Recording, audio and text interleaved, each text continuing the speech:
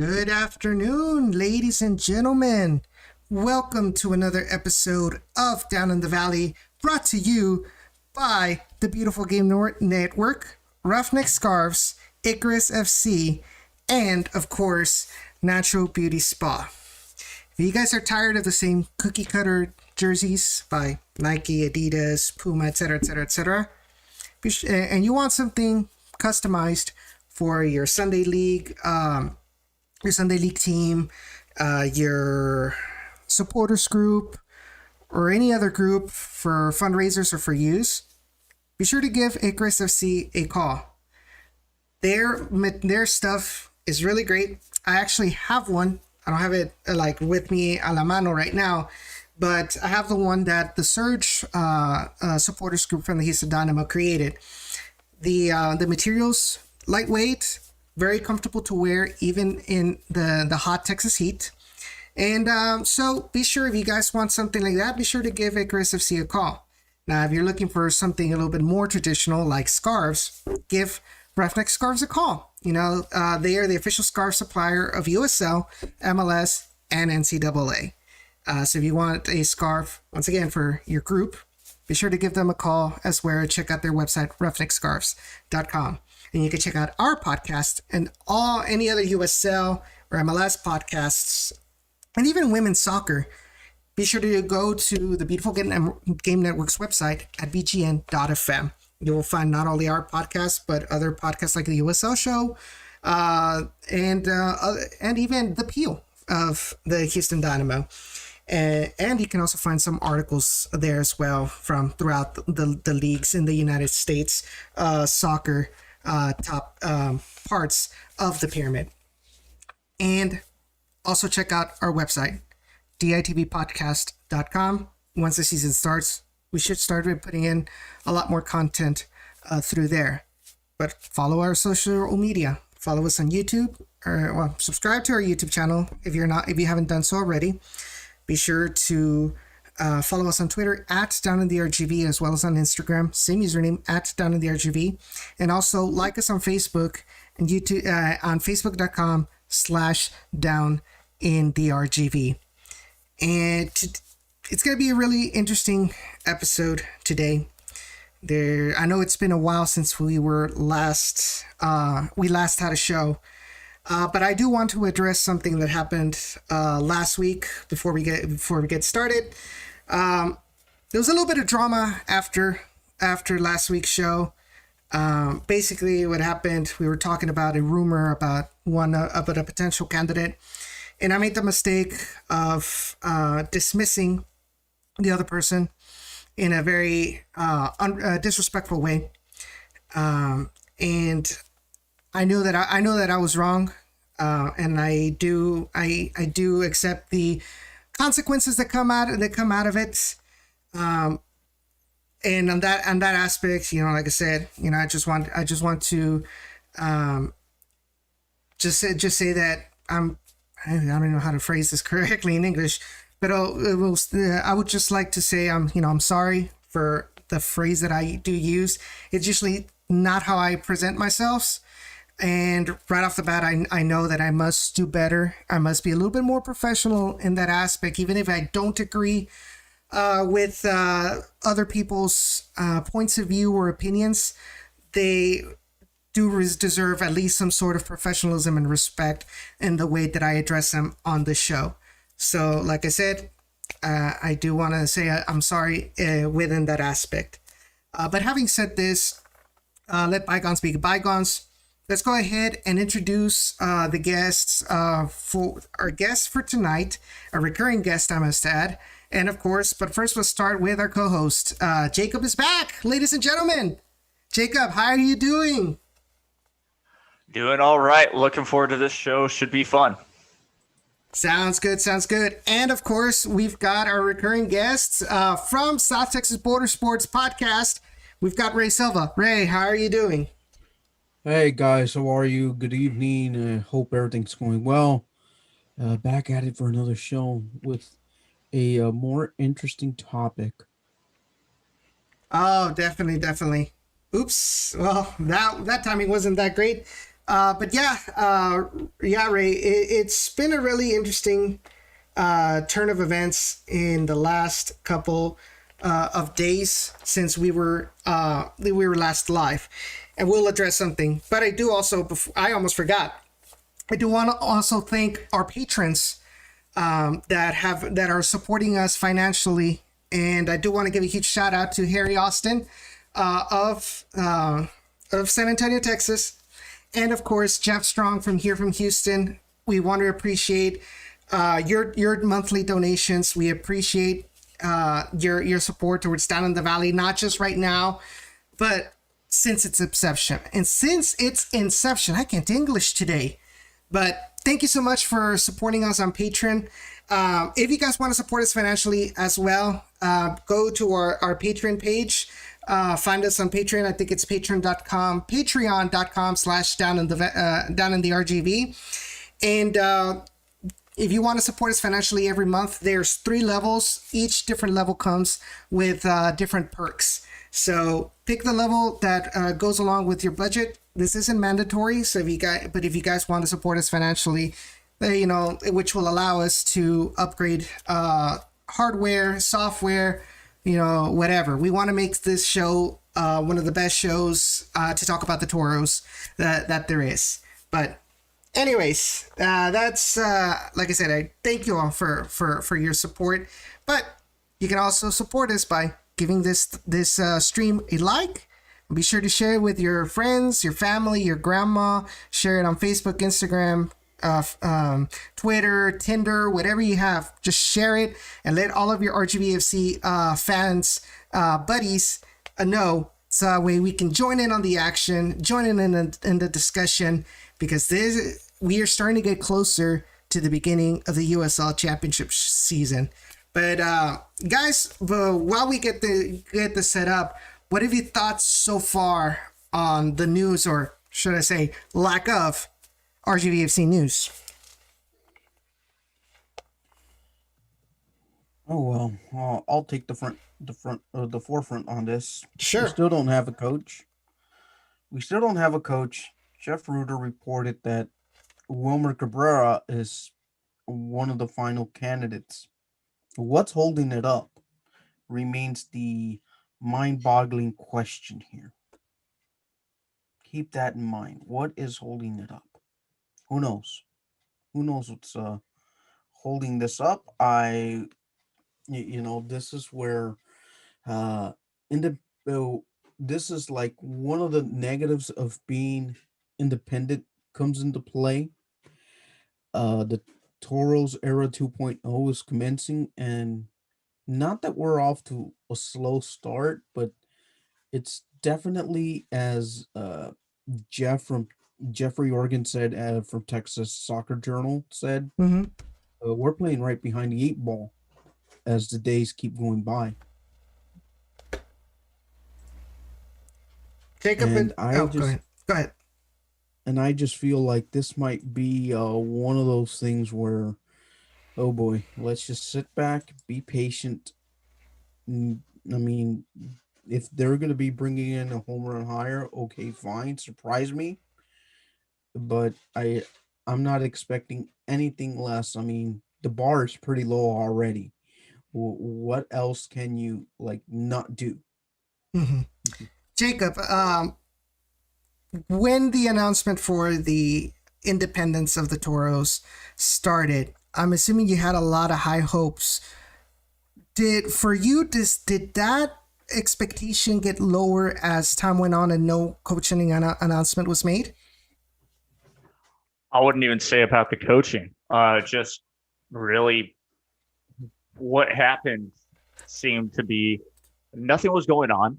Players were leaving left and right because players didn't even know what the heck was going to happen. They needed some security for themselves. So sure enough, they got either traded away or signed to different teams, which guess what? That to me is like good for them, because we don't know what the heck we're doing apparently in the Valley of Soccer right now. And it's kind of just, it feels that way for RGVFC because we just who's going to be our head coach? We have no idea. One of the candidates doesn't have a winning record, first off. And then you move on to just, you don't know. Once again, you don't know who the head coach is. You don't know who their assistant coach is going to be. We haven't signed any players. Either the FO needs to get on at least one of those things, or are we even going to have a soccer team come game day? See, I would not go that far as saying if we're gonna have a soccer team, because I am pretty sure that the USL has some sort of requirements or some deadlines as far as the roster is concerned, that they need to have a certain amount of players by a certain time during the off season. So I don't think we're going to be playing with, or we're going to be forfeiting every game from come the actual season of the USL Championship. But it does. Here's the thing. It feels like we are playing catch up against the other teams within the USL. Let's not go very far. Let's go up 281 to San Antonio.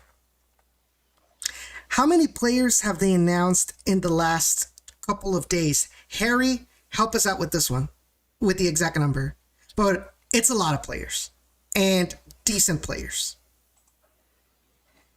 And yet, we don't have a coach yet. We have only 3 players, which are Kyle Edwards, Kembo Kibato, and Juan Carlos Azócar. The issue that I have is that the more time we delay this announcement of the coach, how many other USL Championship players that are free agents right now, how many are going to get swooped up by other teams? You know, so if let's say the new head coach has a specific idea and there's a really good player out there in the market, but by the time he gets named, it starts, you know, and the Toros start going into negotiations, some other team has already had been more advanced and he goes somewhere else. And we, you know, are we going to have to be playing, are we going to have to get the scraps, por así decirlo? That is my worry. Maybe I'm being too worried. Maybe I'm overthinking this, but like I said, you look at other USL teams and see how many signs they've made and look at us without a head coach still. And it's like, yes, the USL Championship season isn't expected to start until May 1st. But even then, it's like, it's just a question of planning. And I said it, I think it was in the last episode of last season where I said that especially since we're now going to be independent, where we have to kind of learn as we go, we need to have the time to prepare this team correctly come the USL Championship season. And I'm just worried that we're going to have to be rushing things. And honestly, I don't think that would be a good idea for it. Granted, Rome isn't built in one day, and that's the thing. And the reason I bring this up is because Sean from Generation Orange, you know, made a comment, you know, saying that I was all hippity about the independence of the Toros, and that now all of a sudden I'm all worried that things aren't going on as well as I thought. Well, first of all, one side isn't mutually exclusive from the other. I can definitely be hyped up that we are now independent. The way I see it, we have now more potential of growth when we have control ourselves within our hands, within our control, compared to the Dynamo's control. That is still active. That is still there. But just because I'm excited for the independence aspect of it doesn't mean I cannot worry that this certain aspect, the coaching hire the delay of the coaching hire doesn't mean I can't be worried about that either. So there's that aspect of it. What do you guys think? I'm gonna take this one real quick. Yeah, I definitely have to agree with you there, Edson. We can definitely be excited that we are independent from the ugly Houston Dynamo, who decided to ruin this club from year 2. But yes, we can as well be worried about something as easy as we don't have a head coach yet. Stuff like this happens, but we're definitely going to be worried about that. It's 2 different aspects of 2 different things. One's a business side. Well, both are technically a business side, but on the other hand, guess what? We don't have to worry, are we going to get this player or that player from Houston Dynamo? We definitely just have to worry about now focusing on ourselves instead of some other club who's going to basically baby us the whole way through and take our player 2 years through the season, or 2 years through their career. So that's that.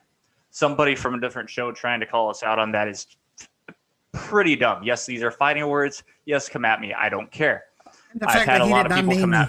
Like he said, you know who I am, kind of thing. I was like, dude, if you're gonna call me out, just have the courage to call me out directly. just like I am to you. I'm not trying to fight.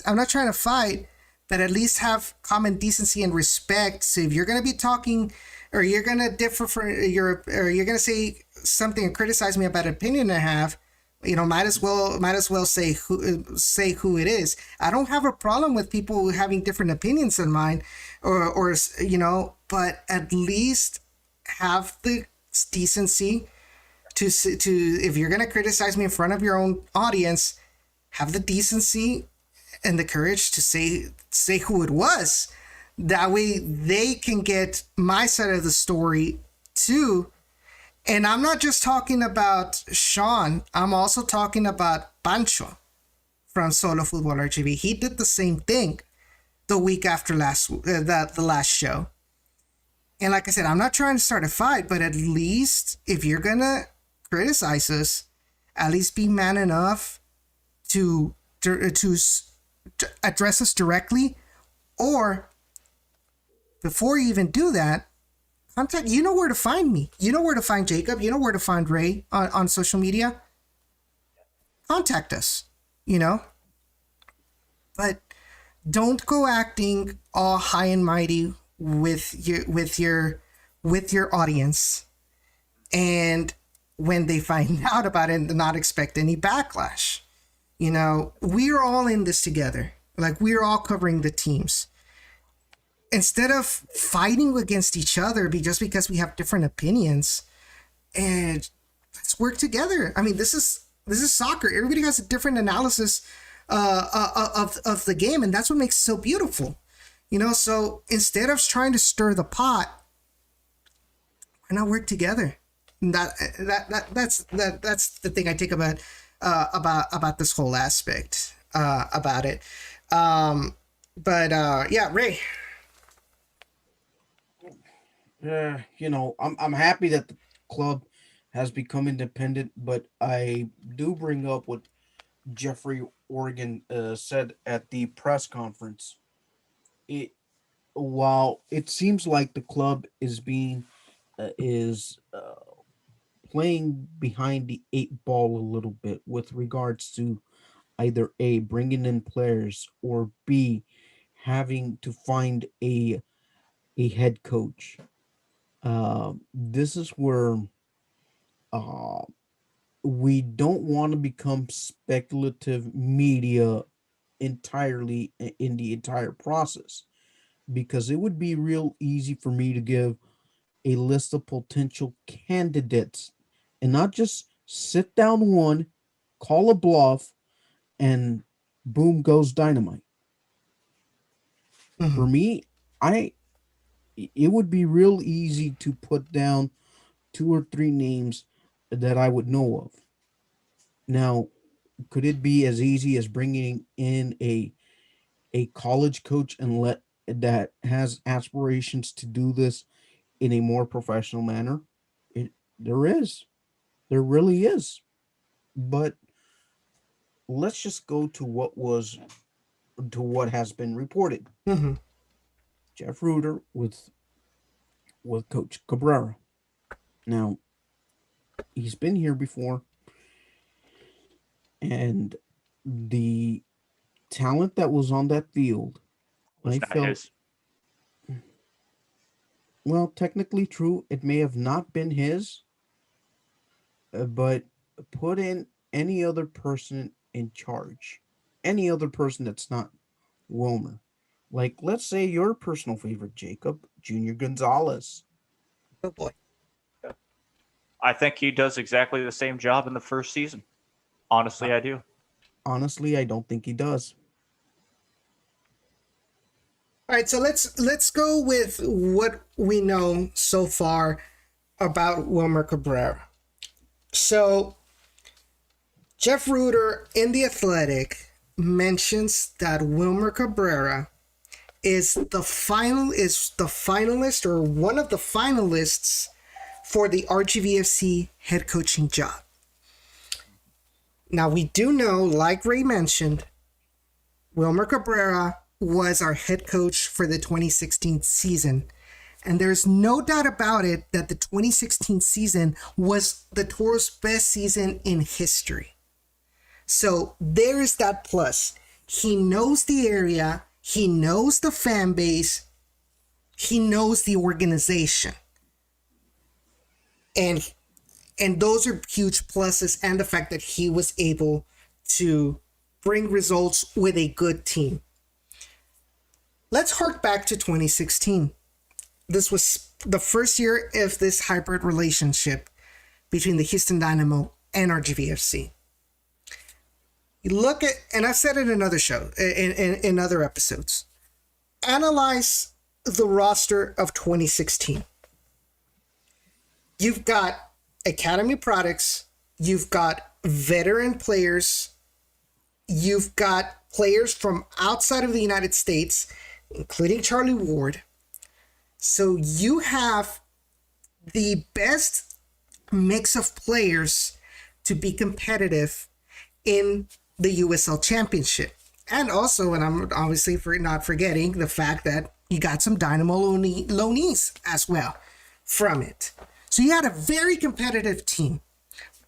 RGVFC finishes second in the Western Conference, only to bow out against OKC Energy in the playoffs, in the first round of the playoffs. Okay. You might want to insert the reaction of Wilmer Cabrera seeing the 6 minutes go up on that digital board like the way I could not find it. I tried finding it. I couldn't find it on the GIFs and on Twitter. But and hashtag thanks Pedro Trejo Jr. But this is where things start get iffy about the situation. This is where you started getting some signs of this relationship really is gonna screw us. It was minor in 2016. What do I mean? Okay, the week before that playoff game, who was it? Remind me. Evan Corrales. No. Starting between the pipes. Okay. But yes. But our starting goalkeeper was. I'm trying to remember his name. Callie Brown? No, it wasn't Callie Brown. Callum Irving. There we go. Callum Irving was our starting goalkeeper throughout the season. Gave outstanding performances in the season. Him and the defense in front of him were the biggest reasons why the Toros had at that time the record of defensive statistics. I believe was it shutouts, right? It was like consecutive games holding a shutout. It was like 7 games or something like that. I believe that was the record, but it was one of the best defenses of the Western Conference, if not of the USL Championship or the USL as a whole. That week for the playoffs, I don't remember if it was because the Dynamo had Open Cup or they just wanted him to practice with the first team. Total. Callum Irving has to go to Houston for the Houston Dynamo. That game against OKC in the playoffs, you benched Callum Irving to put in Devin Perales. And Devin Perales made some key mistakes that cost us that win. Obviously, the defense was out of it also as well. Let's not forget that throw-in that led to that goal that killed us in the last couple of minutes. Yep, and that It was OKC basically fan. the last 20 minutes of the match, if I can recall. Mm-hmm. Yeah, Because I was in a privileged area to see the match, Mm-hmm. and right I want behind to the goal, say right? it was. Oh, that was me. That was me too. I was in the sideline where like the game officials sit, and the last 20 minutes of the game I remember were a complete catastrophe. Mm-hmm. Like Oklahoma had pinned the Toros like deep inside. Like even if the Toros wanted to play like a long ball counter a la Stoke City, it wouldn't be possible. And let's not forget that even when they did, he had Yair Arboleda screwing it up out on the wing. Like he would lose the ball really easily. Yeah. So the point is that we started to see a little bit where Wilmer Cabrera could not change the tactics on the fly, or it was hard for him to, whenever things went south for the team, to kind of change the target, to kind of make the adjustments to make the team better. And of course, making the decision of benching Callum Irving because he trained with the Dynamo first team, and then putting in Devin Perales. I'm kind of oversimplifying things a bit. I'm pretty sure there's a lot more into what happened that night, besides the fact of me crashing my Mustang into my mom's car, but that's neither here nor there. And this is true. That was true. You can ask my dad in the chat. F in the chat. But anyways, all right. So you see that, you saw that, right? Yes. The team was really good, but then they had that mental lapse right at the end. So then Wilmer Cabrera goes to the Houston Dynamo, starting for the 2017 season, and things went really well in 2017. The Dynamo made it back to the playoffs. They end up beating Portland. They go. It was for the Western Conference Final, and they lose to Seattle Sounders. Ugly Seattle. Anyways, from that moment on, it just went downhill for Wilmer Cabrera. Sure, they won the Open Cup in 2018, but other than that, it was just like the only beautiful game that we ever saw from the Wilmer Cabrera era in the MLS was when they beat Atlanta United on national TV. When it was a 5-0 win over Tata Martinez. Yes, it was the home opener, if I'm not mistaken. It was the home opener. Correct.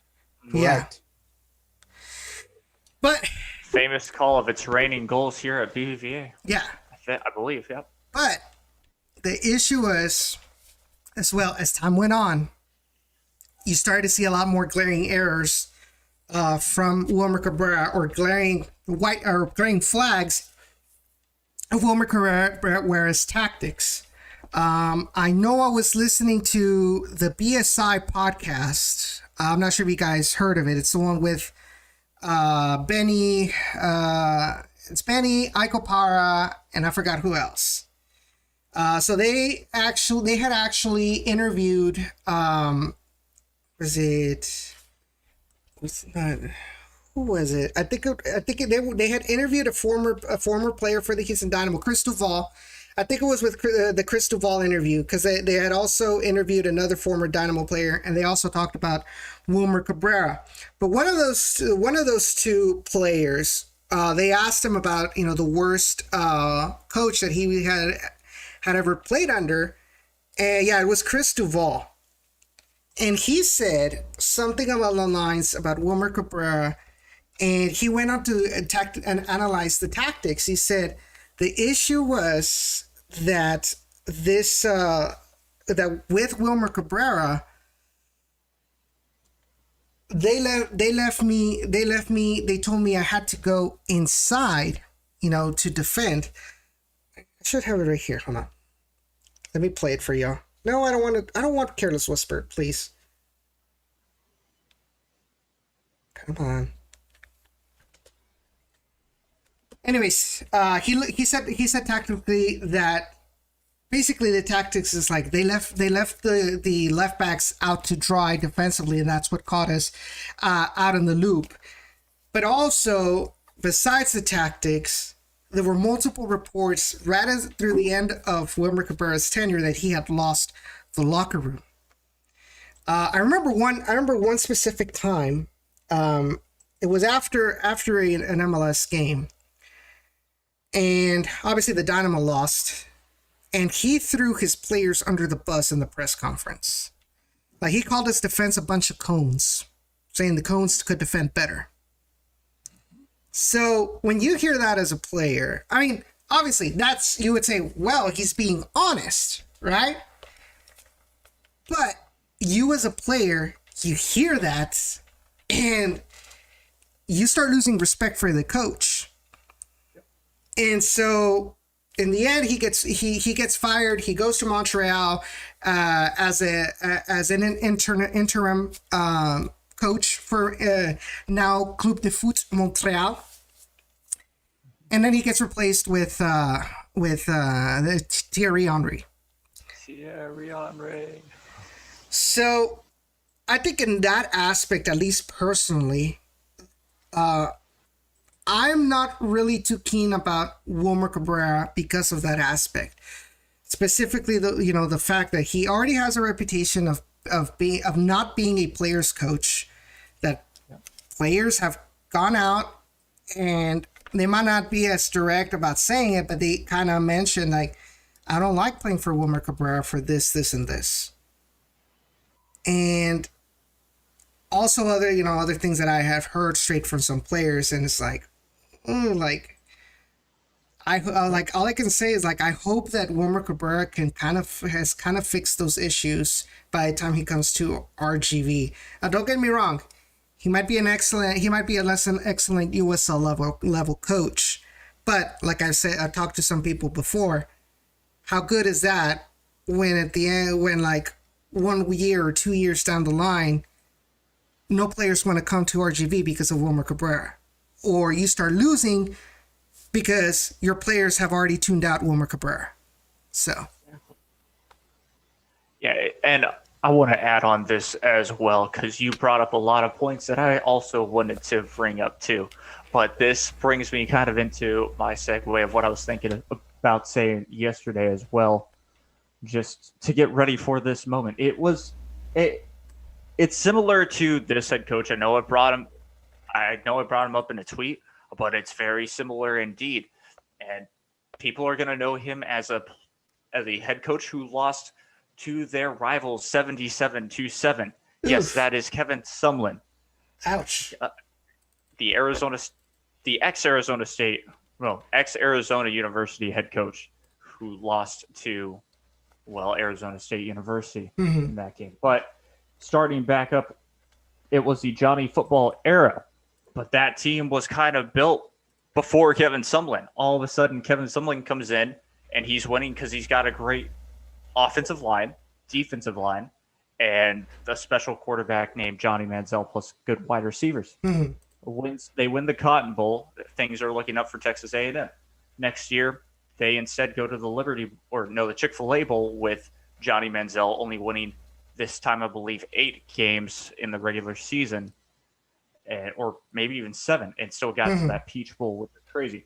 Either way, he started to go downhill every single year afterwards, especially with recruiting. He grabbed a quarterback who thankfully has changed his ways, but was definitely not the best player in the world, not the best student, was not good. There were stories that he was passed out on a night, in a bush at a McDonald's, something like that. No joke. That was actually a story of one of Texas A&M's quarterbacks. So just bad things really have wrapped around that head coach, and that's what I kind of think is Wilmer Cabrera.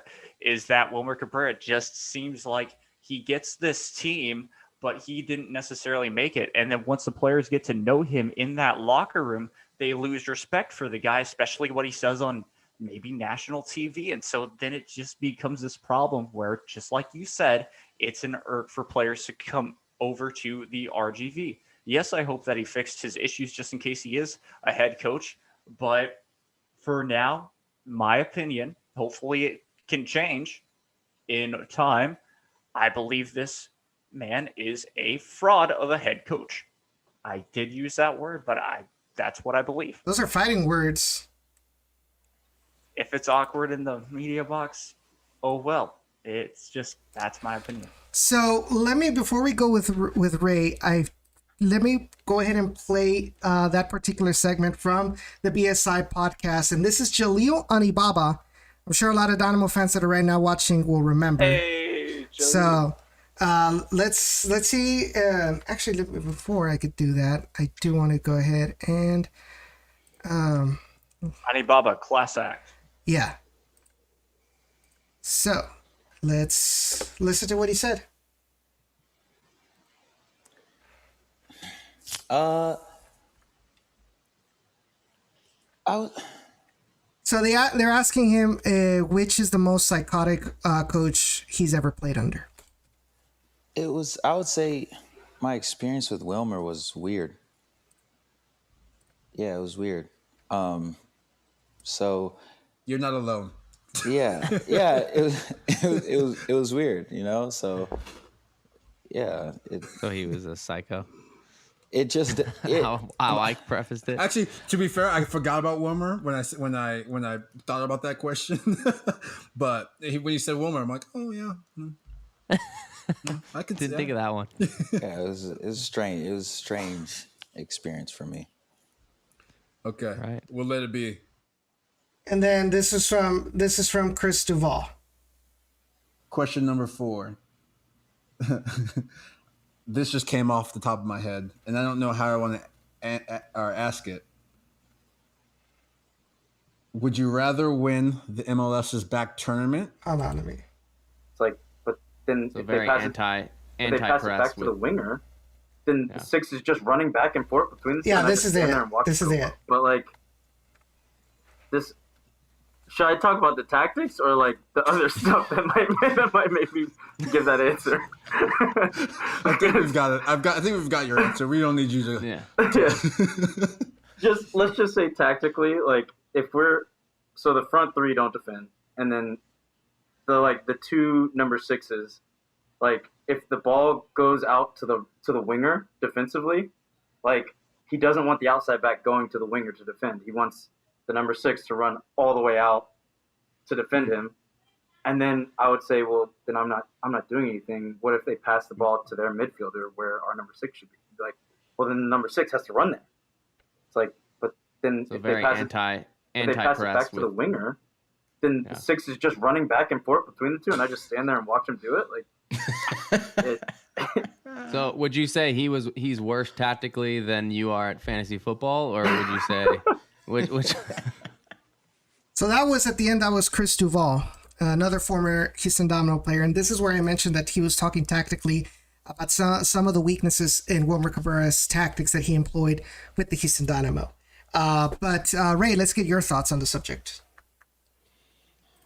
Yeah, you know, personally, from a media perspective, you look at this on paper and you say, "Huh, okay, the guy who made Rio Grande Valley FC Toro successful, albeit Dynamo loanees or not, he had a pretty good constructed team because let's not forget he took a Toros team into Kansas City, Sporting KC, Swope Park Rangers, a team that was like backloaded with like MLS talent that one particular night.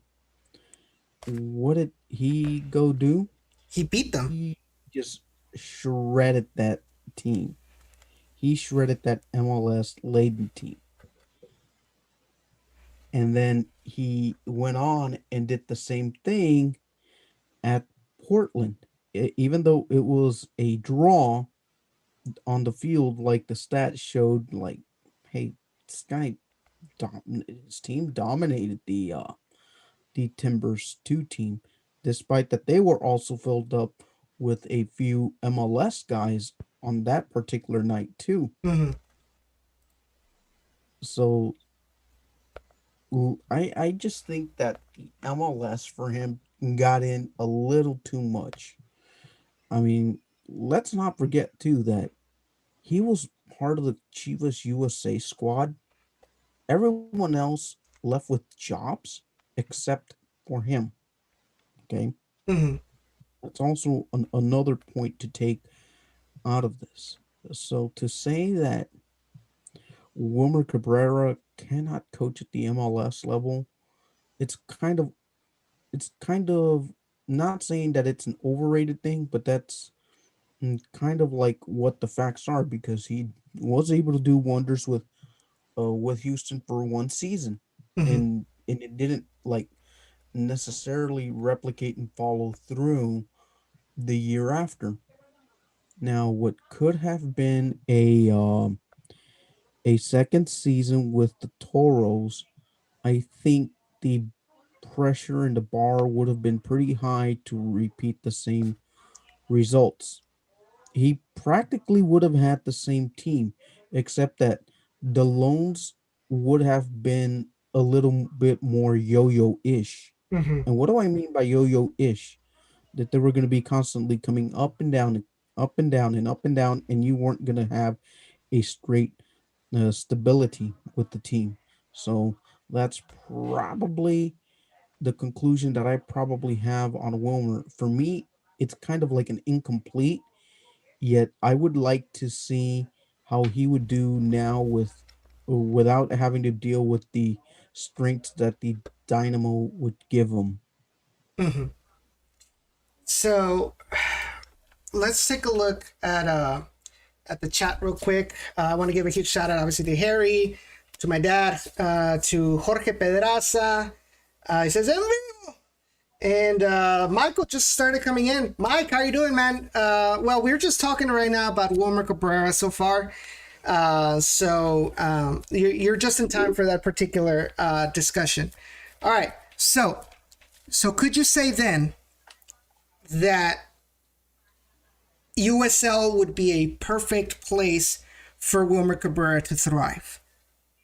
I think so. I perfectly think so because the the salary levels are a little different. The rules are just a tad bit different. Also, another thing to keep in mind when Wilmer Cabrera coached here in the Valley, the USL had 5 substitutions allowed. Mm-hmm. Okay, 5, and I think that's what like kind of helped him to kind of like back cover some of the mistakes that he would make unless it was against OKC in the playoffs. But the 5 substitutions that the USL had back then, which is now apparently something new in today's game. Wilmer has had that experience before, but now I would like to see him in this USL format where you're only allowed to have 3 and kind of see how he would react uh tactically and preparation wise, whereas now the only thing that would only stay constant for Wilmer is playing in the South Texas heat and humidity. Okay. And Harry brings up a good point, and I think that's what you're trying to mention as well. The USL is much different now than it is in 2016, not only in regards to the rules, but it also says the talent is a whole lot better now than it was back in 2016.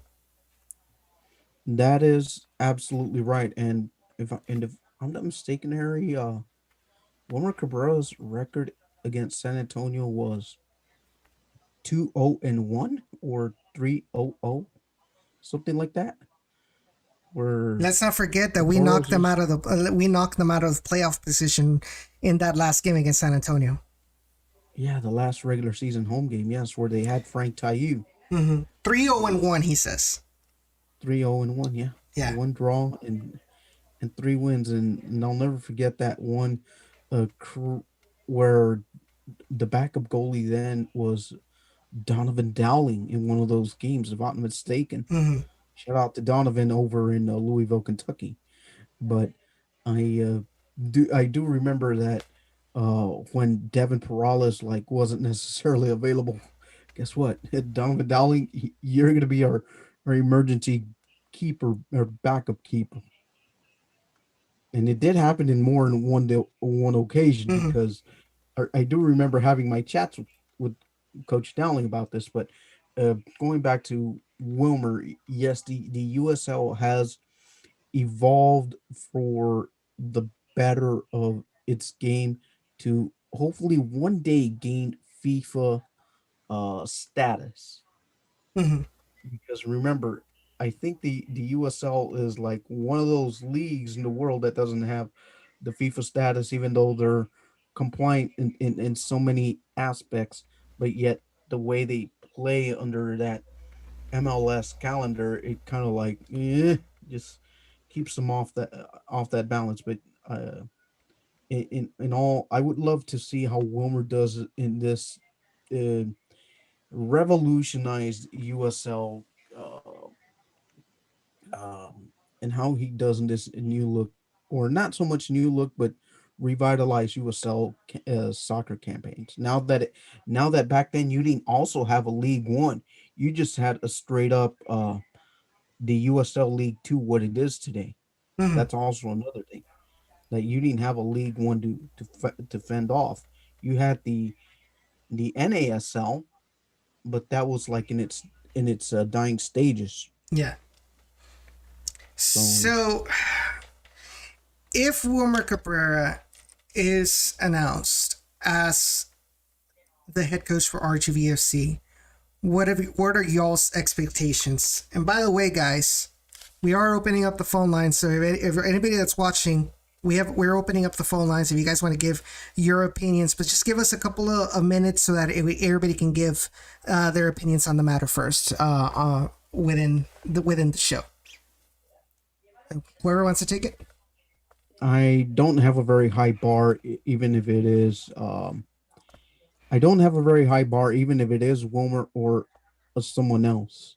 Now, if they really throw us like a complete change up, like the way they did with the independence announcement, like say, I don't know, an Ian Russell type. Okay, maybe the bar just it cranks up a little bit, but for now, I would just be content with a more competitive team then instead of being like on the short end of a lot of those 2-1 losses, 3-2 losses, Mhm. to fight back and get that competitive draw, and maybe turn some of those one-run draws or scoreless draws into victories.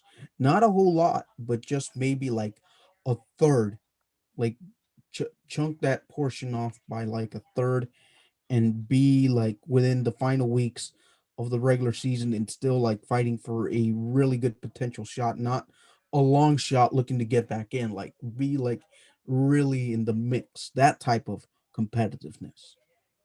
Jacob? All right. So for Wilmer Cabrera, definitely have a. If it is him, I do not have a lot of expectations. I mean, Ray, guess what? You brought up a good point for why he wouldn't be successful because of the USL evolving and it being better. That's probably where the MLS was at the time that he was head coach for the Houston Dynamo. And that is how I kind of feel that that's where the USL is also at. Plus, this team, we don't know who the heck this team is. So, yes, if it's somebody else, I do agree with you. I don't expect it to be that much of a higher bar from him and Wilmer Cabrera for at least that first year until we really see what type of team this is going to be. I really want to see it be a head coach, aka a manager team, more than it being the front office buying all those players before we have an idea of who the heck the head coach is going to be. Mhm. Um, of course, this is going to be a big thing that I want to see in general this year for whoever's head coach. Beat LA. I mean, come on. I'm tired of tying or losing to that freaking team every single year, especially losing, what was it, 5-1 or 5-2 in the opening game. And then, of course, the Oof. pandemic hitting, us not doing too well after that either. Yeah, come on. You know, Let's beat LA. I'd love to see that. you know, here's an interesting thing. On the 26th of January, which was Tuesday, I got a notification on my Facebook that the USL announced when the first ever game of the Toros would be. And it was against Los Dos Yep. when they were head coached by Kurt Onalfo. And I remember being there at the game at UTRGV at the soccer fields. And boy, it was a beautiful cluster. It was a beautiful cluster. That's all I can remember. I have plenty more details, but that's all I can leave it as. It was a beautiful cluster in which we lost 2-0. And we found out that night that Ari Lassiter, now a current Dynamo, and Jack McBean, who is probably still in a Colorado Rapids uniform, Mhm. scored in that inauguration. Mhm. All right, so guys, if you all want to go ahead, if you guys want to call the show, Phone number is available, 713-714-6093. I wish it was a 956, but Google Voice didn't have any 946 numbers available, so I had to use a Houston. But all right, so my personal opinion on this subject. Like I said, we don't have a lot of details. We don't know if it's even going to be the actual announcement. See, we don't even know if there's going to be an announcement in the next couple of days, for sure. But if we take Jeff Rueter's scoop seriously, which we should, I think he has a very good reputation within the league as far as his sources and as far as his announcements are concerned, based on his sources. If Wilmer Cabrera is the finalist, I won't be very happy. It was kind of like really wasn't expecting, Wilmer Cabrera as a candidate itself. Maybe I think as far as his managerial capabilities in regards to the USL level, I think he can be a good coach in the first year. What I'm worried about is the process. It's the second year, the third year. Just like I mentioned, the way that he is, or that he is shown to be, based on, like I said, some reports from players and things like that. That is what worries me. That is what worries me right now at this moment. Just at him itself. I think that in the USL level, I think he can definitely do some damage. I still don't think, and this is also going to depend on what kind of players he brings, but I still don't think we are going to be dominating the Phoenix Risings of the USL or anything like that. We can compete against them now, maybe, but I don't think we are going to be, stealing the league, with under Wilmer Cabrera. Like I said, I will say this much though. Now that you bring up Phoenix Rising, aka Arizona United, back then. Mm-hmm. That's all I can say about Phoenix Rising, aka Arizona United. Yeah, I trust Ron. Like Nicholas Murray mentioned in his article in regards to Ron. He has some experience coach finding. He did it for Albuquerque Soul. He did it with New Mexico United, and look where New Mexico United is. I think this team now has the potential to be a playoff team. That is a huge. I think that's a huge improvement over what we had with the Houston Dynamo partnership. I think they can make it to the playoffs. If they don't, I won't be as mad, if they don't make it, since it is kind of like the first year. Maybe the front office might make some mistakes here and there, so I'm willing to give them the benefit of the doubt. I'm not 100% pleased with Wilmer Cabrera, but hey, I'm willing to let the guy work his magic within the Toros. Let him work. Let him see what he can do with the fact that now he can choose his own players, choose his own tactics, get the veterans if he can get some USL veterans, see what he can work with it.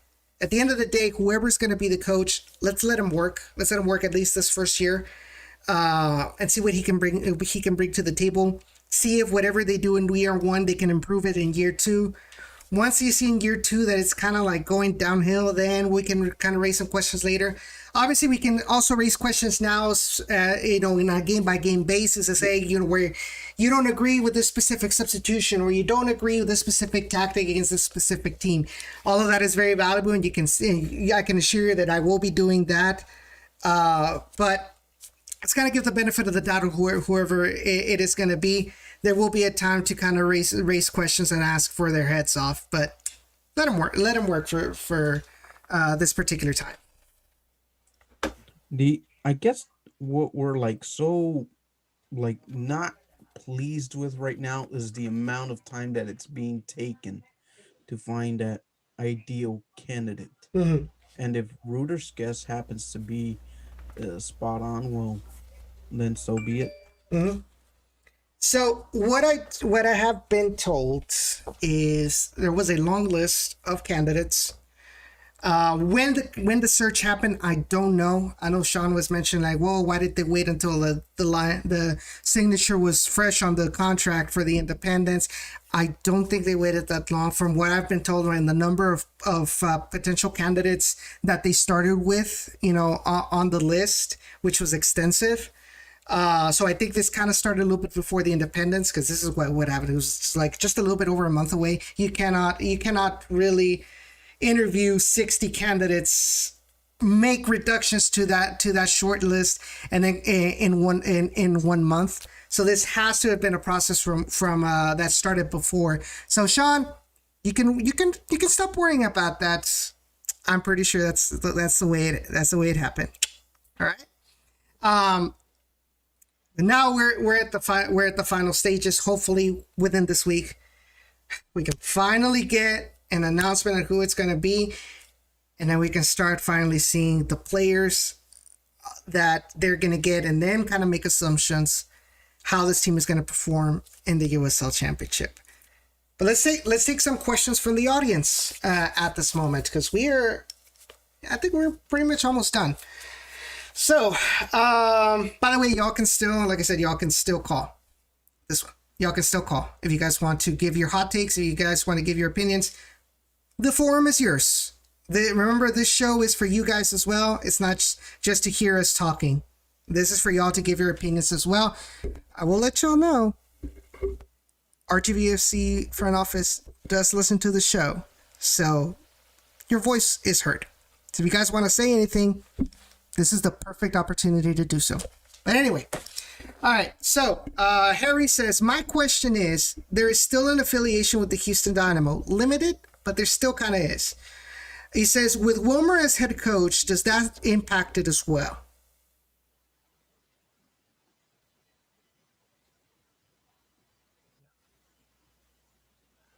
Okay, I'll take this one. Oh, I'll take okay. this one. Yeah, go. Yes and no, because at the end of the day, I think Wilmer's job would probably be to put the best 11. And if it's going to be sending the best 11 to do what he has available in the roster compared to what he's getting sent down by the Dynamo, I think you're going to see less of intraloaning than than what we did in the past. If we saw like a lot of it in the past, I think this is gonna like shrink it to like a considerable amount, despite of how Houston has been signing players left and right, including USL Championship players.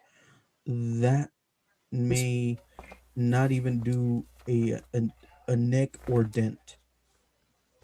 Jacob? I kind of have to agree with Ray on that. Yes, it might affect it a little bit, but at the end of the day, it is business. RGVFC are more far away from. Once again, this is RGVFC's decision more than it is Houston Dynamo's decision for the head coaching job. So really, it's one of those things where Houston Dynamo probably won't even care who RGVFC hire. Mm-hmm. It's just all going to be about will Houston Dynamo loan RGVFC any players, and will RGVFC be able to loan Houston Dynamo any players, for example, for the, of course, Open Cup games, even though now that RGVFC are allowed to be in the USL Open Cup, will that be a bigger deal? We'll see if it goes back and forth still, as in with the player transfers and all of that, just for, of course, the short times. We'll just have to wait and see. I think for me, it's that specific question.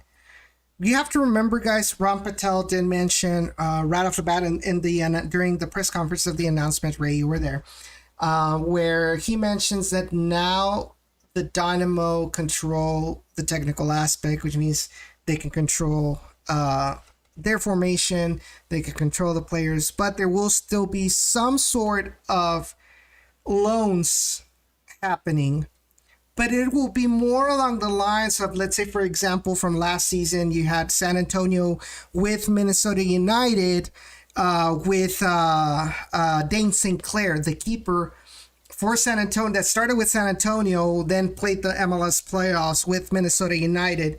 Did pretty well. I will say that. I will give that to San Antonio right there. But yeah, I think it will be more along the lines of that, where the loans will probably be on a more extended basis. So for example, he'll probably be like, if Dynamo will loan a player and he'll be down training with the coach, training with the players for, a week, 2 weeks, 3 weeks, however long the Dynamo wants them to be over here. And the good thing about it is that the players will be able to train with the coach, and that'll be with the RGV coach. And that is very important, especially now where you can potentially have two completely different tactics between both teams. So you want to be able to have that coach or that player get accustomed to this coach's tactics, by the time they play. Because if let's say they do it like we did it before, okay? Dynamo sends a player the night before, right, to play. And tactics are completely different between both teams. Well, the player's going to be lost out there. If he's going to be put into the game, all right, let's see what you can do. Well, he's going to be lost, right? Because it's a tactic he isn't used to playing with the first team, right? So the very important thing is he has to be with the team, with the, I was about to say affiliate, with the partner, right? For an extended period of time, so he get used to the tactics, gain chemistry with the players, which is something we've been wanting for a while. And we're going to get that with the way this partnership is going to be working on. Which, by the way, if I'm not mistaken, it's 1 year and could be renewed if both parties agree to it after the 2021 season. So there's that particular answer to that question. Harry, thank you so much. Actually, he's got another one. He says, being in a group of 7 or 8 with San Antonio, RGV, Austin, El Paso, New Mexico United, Colorado Switchbacks, Real Monarchs, which, by the way, this is not official. That has not been announced yet. It's just a disclaimer right there. But in a potential group, and possibly Phoenix, which Harry believes probably not. Does that change any perceptions to this upcoming season? No, because at the end of the day, everyone puts on the uniform the same way. They go out and play in the same soccer field, albeit the more western side of things. You start dealing with the altitude. You start dealing with the elevation. Mm-hmm. Here with San Antonio, Austin, and the Valley, you get to deal with the dry heat and humidity. So you kind of don't that doesn't change anything for me at all. Jacob? Well, I mean, yeah, it doesn't really change anything, I think, for sure. But, I mean, one thing is there's not necessarily going to be a lot of dry heat. Dry weather, I can tell you that much, is, and it's going to be humid for most evenings, no matter what, whether or not you're in the Valley or Austin or any place like that, for sure. Of course, it's just going to be how the players, of course, react in general, and just, of course, the attitude. You want a team that will, just like we had a couple of players do this past year, say, I did this wrong and I can definitely learn from this. Basically, not be a hard head. That's what you want, are players like that. And just as long as we have a team like that, I don't think this season is really going to be a problem in general, the way that COVID or anything is going to affect it. I don't think it'll change anything either. Like I said, we don't have players yet. We don't even know who the coach is yet. So, I mean, at this point, what's it going to change, right? If Phoenix is there, if Phoenix is not there, we don't have a bar to compare it to. So, no, it's not right now. At this moment, it's not changing anything. He does also mention one thing to look at as a positive, like Ray said, and look at FC Tulsa, who I think is a playoff team. So it can be done For example, being able to make an impact, I think, in 1 year. I think that's what he's trying to mean. It says, so it can be done, and you don't have to have the stars. So, guys, any more questions, guys? I want for y'all to be able to have some answers and be informed before we end the show. So if you guys have any questions or anything at all, you can call us or just you can also post it in the chat, and we'll be more than happy to try to answer it as best as we can. And if we don't know, we'll research it and we'll get back to you. Just be sure to follow us on our social media right there as well. We do interact with you all, so follow us down in the RGV. Anyway, USL announcement. Kind of vague, but at least it's better than nothing, right? So USL announces 2021 season formats, or at least some minute details. But anyway, it says the USL Championship announced last Thursday, following the league's Board of Governors meeting, that the 2021 season will begin on or about May 1st. See the team split into 4 divisions and will contain a 32-game slate running across 27 weeks through the end of October, with playoffs scheduled for November. In vote for a flexible start date, the governors approved for clubs to begin play anywhere between April 24th and May 15th, preseason. Right?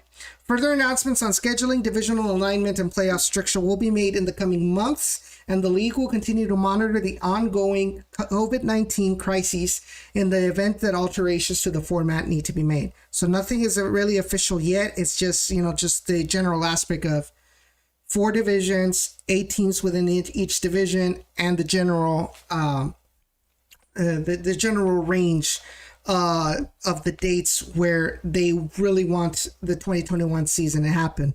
Like I said, COVID is still a thing. Anything can happen. Anything can change from here until then. So be sure to follow USL Championship for any updates of this particular scheduling or anything like that.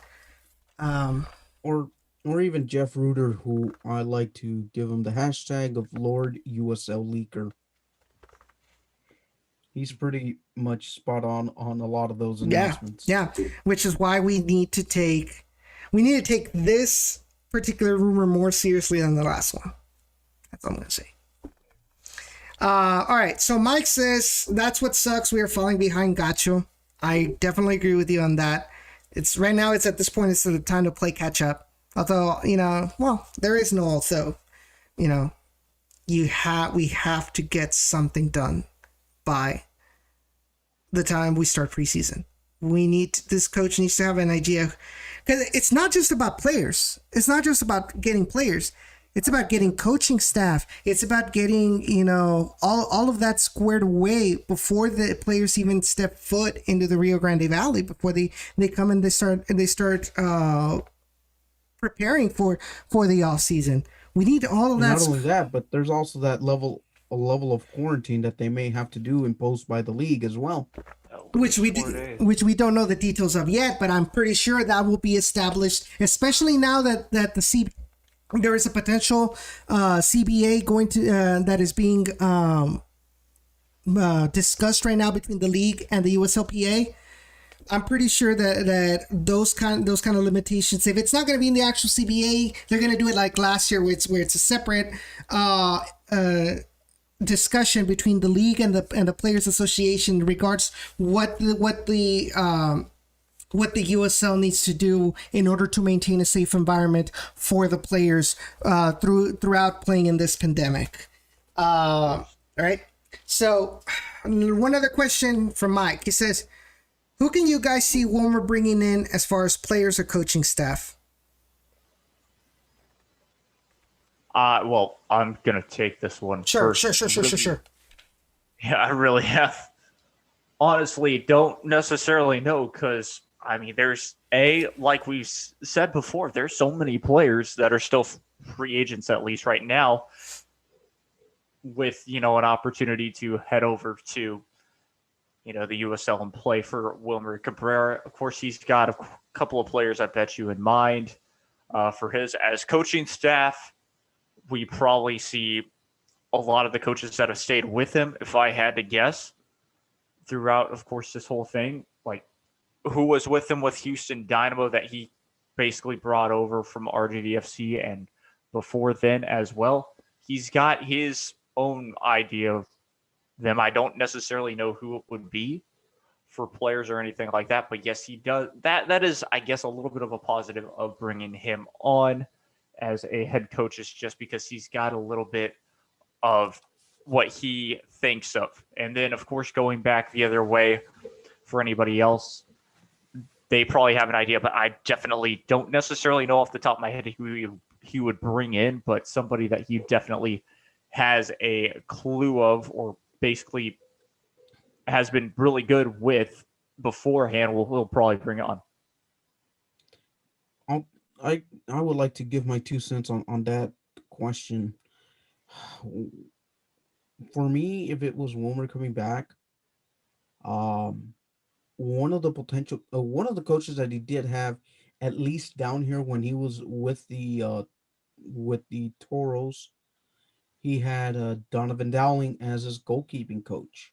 Mm-hmm. He could probably slip right in, although you would have to get him out of Louisville, Kentucky, where he's one of the assistant coaches to the Cardinals program. Mm-hmm.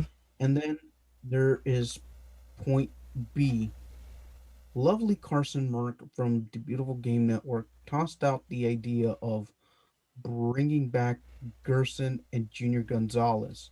Now, while Junior is on his own with Los Dos, and he's doing a remarkable job out there,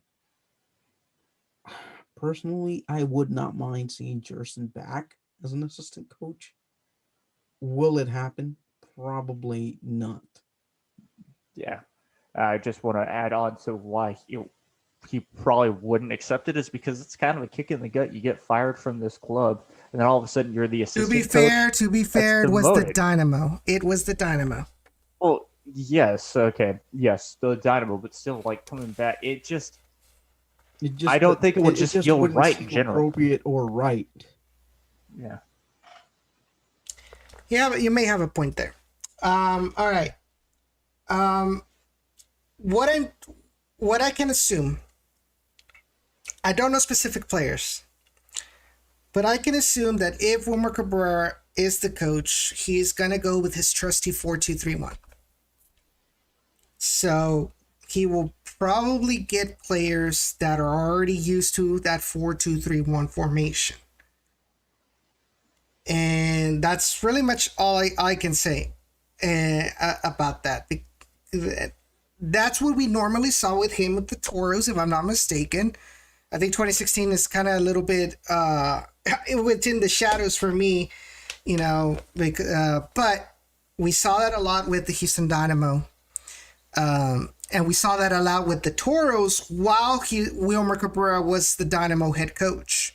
Because remember, the Dynamo controlled the technical aspects. They told them, hey, you have to play in this specific formation.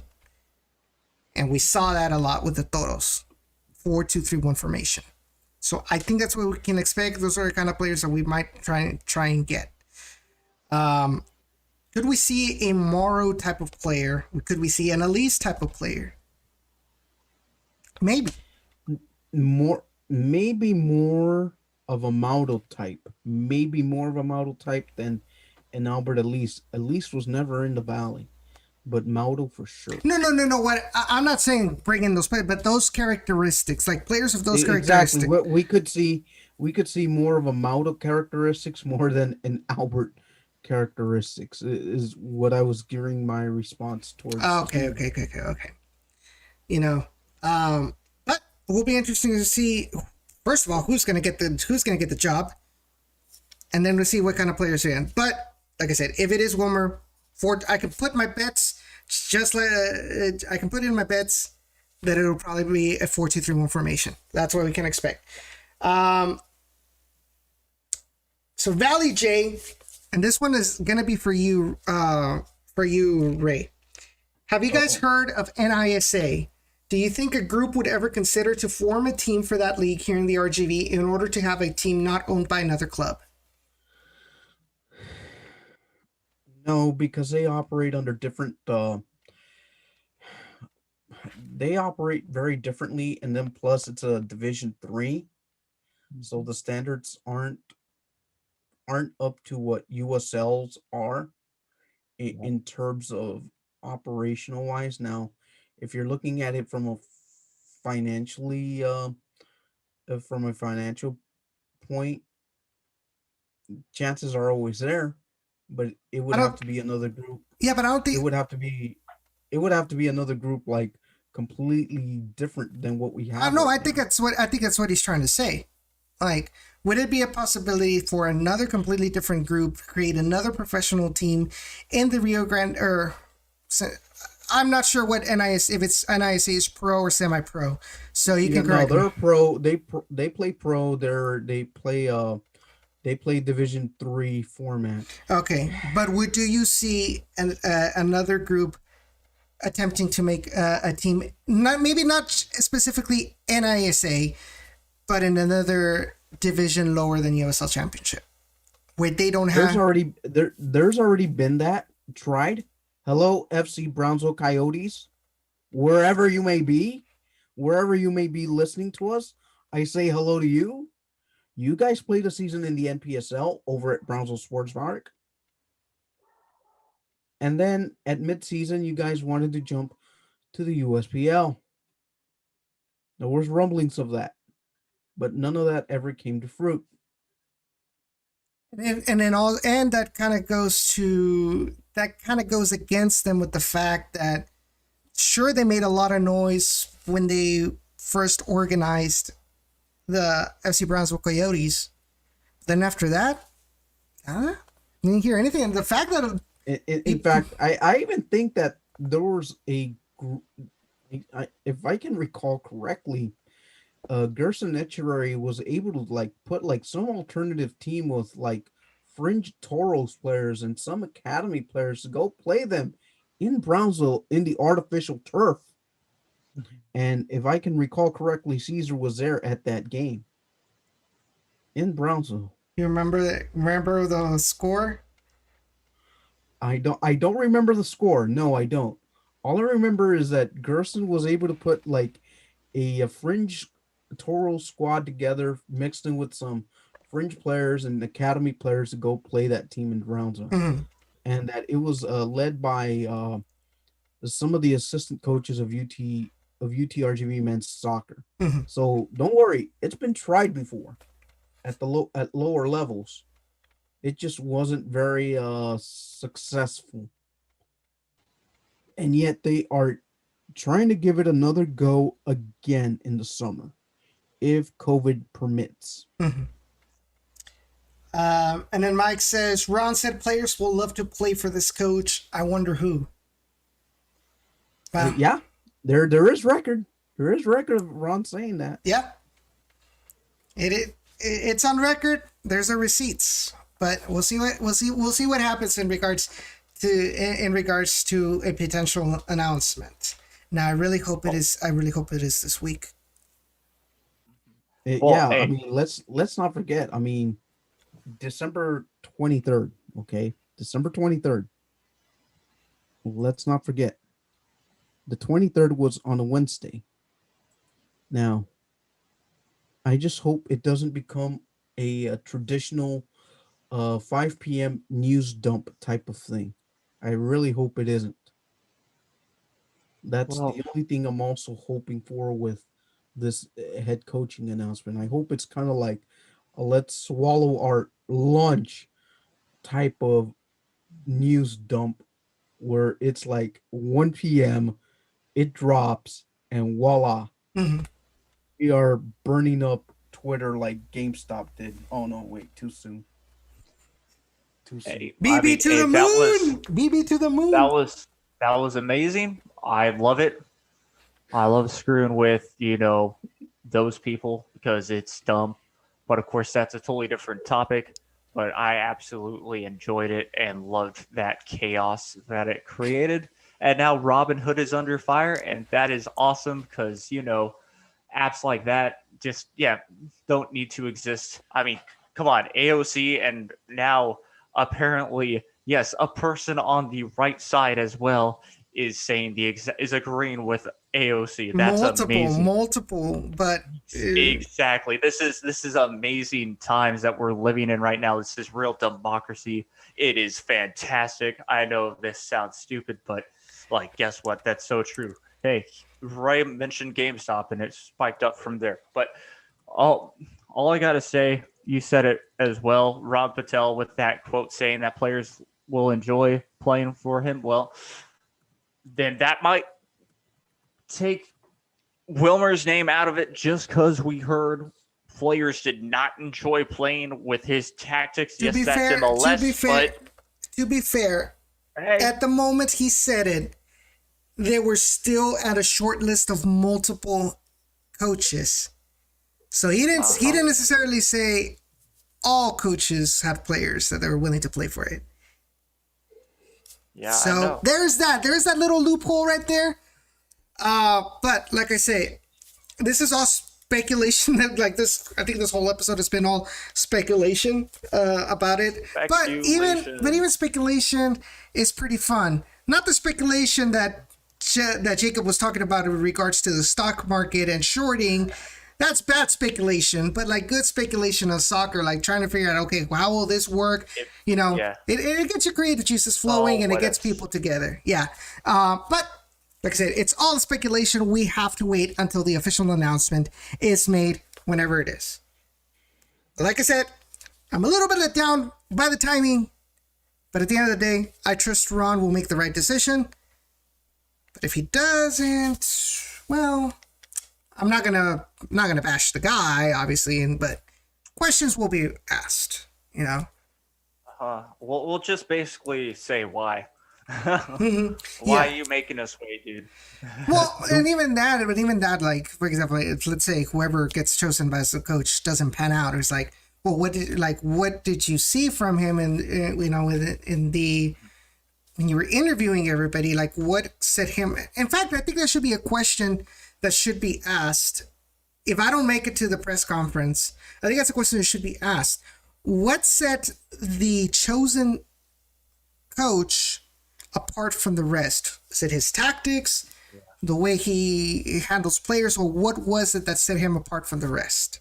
And what characteristics specifically was he focusing on when it came to selecting the coach? And then that way we can get a better idea what we can expect from this team. And by the way, Pep Loop Club is available, folks. A base de puro empatitos. De Aunito. Pep Guadalupe Croix. Jose Guadalupe Cruz. Croix. Yeah, it's funny, bro. It's funny that you say Pep Guadalupe Croix. Sloth, he says, in before Chalice RGV head coach. Woo! You want to build a frosty relationship with the media here. Nice.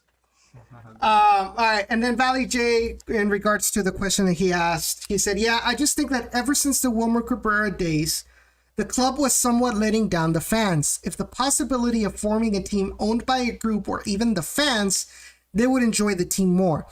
The issue with fan-led groups, if I'm not mistaken, USSF does not allow it. Like fan-owned... And also, another key point that we may have been leaving out, let's just say that there's a different front office in charge than the time than Wilmer was here before. That is true. Let us not forget that. There's a totally different front office regime. There's a totally... While ownership group remains the same, the front office is now a little bit more different, where it's a little bit more soccer-centric, with soccer people running the background scenes. Let's not forget, we have a new president, which is a huge improvement over the previous one. Personal opinion, yes. But I think it's a general consensus within the Toros fans. Much better president compared to what we had with what was his face again? What's his name again? Yeah, we don't even know his name anymore. Yeah, Bert Garcia. That's how bad he was. We didn't even know, we forgot his name that fast. That also shows how good Ron Patel is.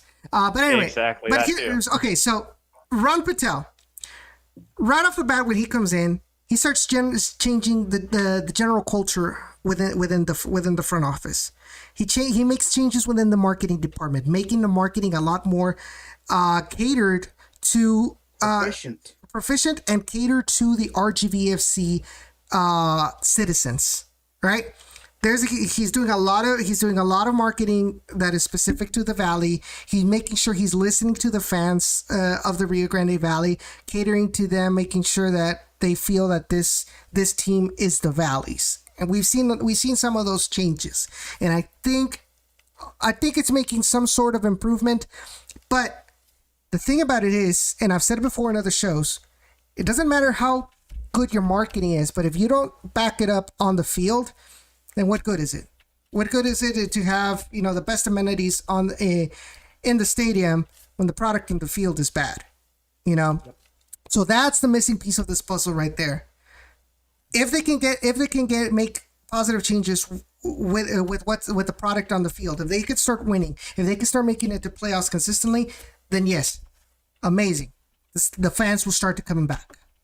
But if it's the same old thing, then it's like, They ain't coming back. like, guys, we cannot blame the Dynamo anymore. Like, this is not the Dynamo's fault anymore. No. They are not their scapegoat anymore. We don't have that excuse anymore. This is all on you. Yep. So, but let's see what they come up with, and then we can start asking those questions later if things don't pan out.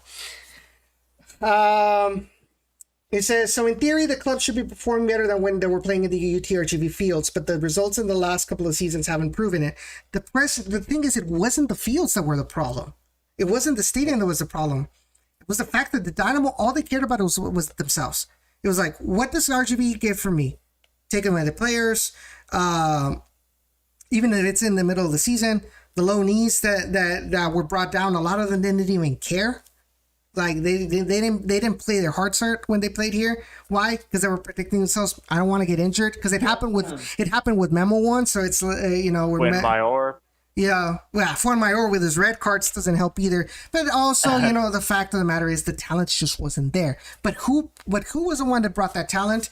Matt Jordan and the Houston Dynamo. This had nothing to do with RGV. Now, like I said, let's see what Ron Patel can do now that the ball is in their court. If things are the same, then okay. If y'all want to support some other team, or if you guys want to create or want to support another team that's in the Rio Grande Valley, you're more than welcome to. I'm not going to tell you who to root for or anything like that. It would be stupid on my end for me to tell you who you should root for or not. Well, the one team you should never root for, Tigres. Well, two actually, Tigres. You know what? Seattle. You know what? I'm just kidding. No, but seriously, now that things are different in regards to the technical aspect, which is the most important thing right now, let's give them a shot and see what they can do now that they're by themselves. Like I said, if it's more the same old now with this change within the front office, then you're more than welcome, and I won't put it against you, right? Because it comes a time where it just gets boring. It just gets annoying that it's like, well, this team, like, obviously there'll be some people like us who will still be supporting the team, but I wouldn't put it past you. Like, I've seen it with the Dynamo, right? There's people that have jumped ship to Austin FC, and who can blame them? Like, the product in the field has been kind of crappy these past couple of years, so I don't blame them if they see that, maybe Austin offers me something better, for me to root for, a better atmosphere, a better catering from the front office, where they care about the fans, all of that. You can do that. I am nobody to tell you otherwise, right? But just give them the opportunity to make amends with the fans. You don't have to support them now either, right?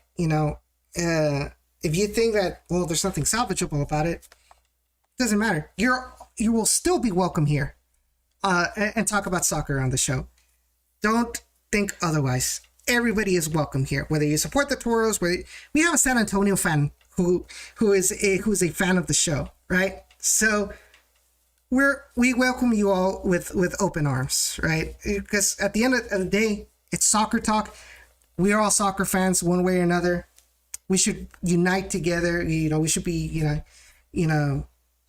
community of Rio Grande Valley soccer fans, and this is what it's all about. So, but yeah. I think that's gonna be it for the show, guys. This was a really good discussion to talk about Wilmer Cabrera. Like I said, we'll see what happens when they make an official announcement, if it is Wilmer Cabrera, and see what kind of players they're bringing in. But like I said, until the Toros make something official, and it's all speculation on our end based on what we do know. And this is thanks to Jeff Rueter of The Athletic, right?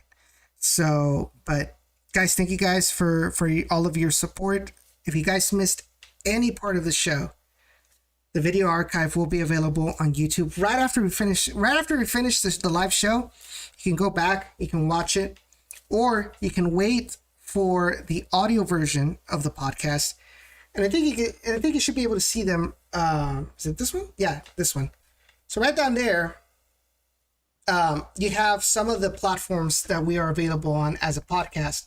We've got Spotify, TuneIn Radio, Google Podcasts, Apple Podcasts, Breaker, Stitcher.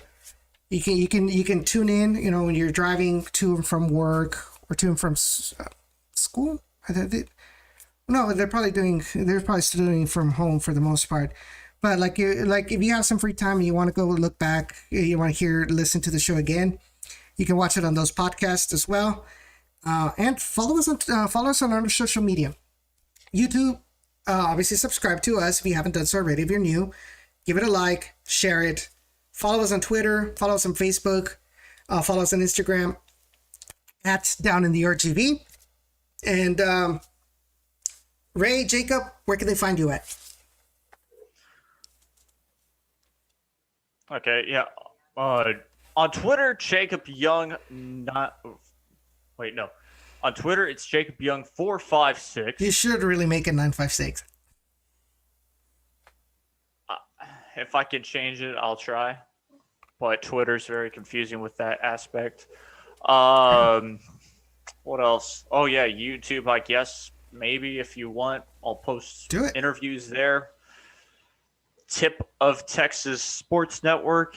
And if you're in the mood for even more racing content, this time just from myself, and maybe sometimes Edson and Cesar if they ever join me again, then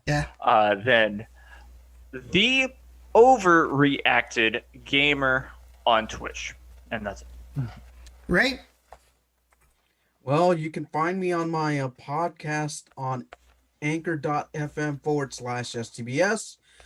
You can find me on my YouTube channel called South Texas Border Sports, where I'll post related content with some of the more important sports topics in the or sports realm in the Rio Grande Valley when it comes to regards to UTRGV, RGV Vipers, and specifically the RGV Toros as well. You can find me on Twitter at SOTX Athletics IX ending, and you can also find me on Facebook where I post some of the same stuff as far as the YouTube channel, podcast promos, and whatnot. And of course, you can follow me at eochoa_8 on Twitter, eochoa_DITV8 on Instagram. Check out our website as well. We will be a lot more active once the season progresses at ditvpodcast.com. And you can also follow us on Twitch. It was originally planned for this show as well, but I think I'm gonna be making that the gaming sites, where I'll probably play some games, with Jacob and Cesar with the simulation racing, or any other games that I like. And also guys, don't forget SG League Supporters Gaming League every Friday and Saturday for SGL 1 League 1 and SGL League 2. For SGL League 1, I am a color commentator for them. So be sure to check them out at Supporters Gaming League on Twitch every Friday at 6 p.m. Central and every Saturday for League 2 at 11 a.m. Central. But guys, that's going to be it for this week. Thank you guys for your support. Hopefully we can have a show next week, depending on the announcement. But if we do have a show next week, we will let you all know in our social media. I hope to see you all next time. Guys, be safe. Drink plenty of water. Wear that mask. And just be careful out there. Because we want to see you back again at the stands at HV Park. Obviously, with your personal distance from each other. But hopefully everybody's doing well.